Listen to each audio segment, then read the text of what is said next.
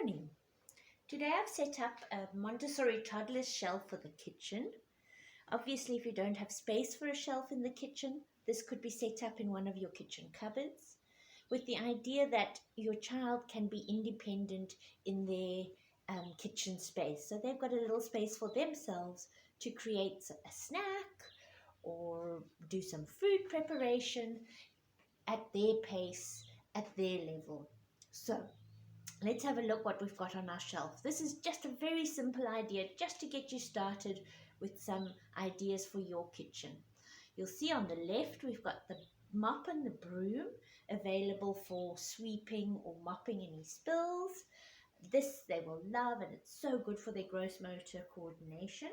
On the very bottom of the shelf we've got the little dustpan and brush to assist with the sweeping process.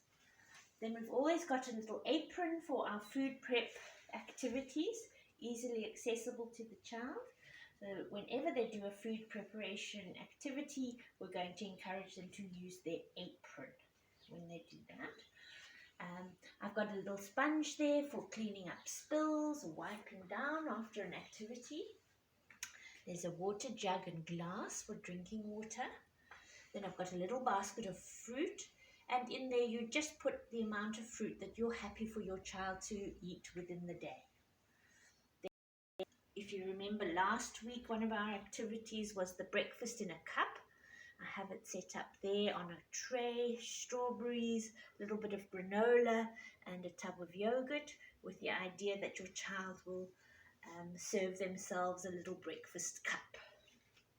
Then obviously we've got some utensils, a blunt butter knife, a little fork, spoon for their needs when they're eating.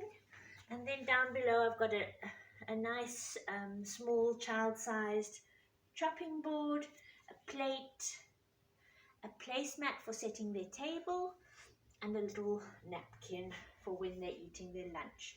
On the side there we've got our compost bin. So when they're finished, if they've peeled something or when they're finished and they've got something left over, they can use the little spatula to scrape their leftovers into the compost bin to go out into the garden later, which is another lovely activity to do. So this is really just a very basic setup for how to facilitate your child's independence in the kitchen. Obviously, there would be other activities like washing up, that they can do, which you can do with them at the sink. But please just take some ideas from this and enjoy setting up a space for your child in your kitchen.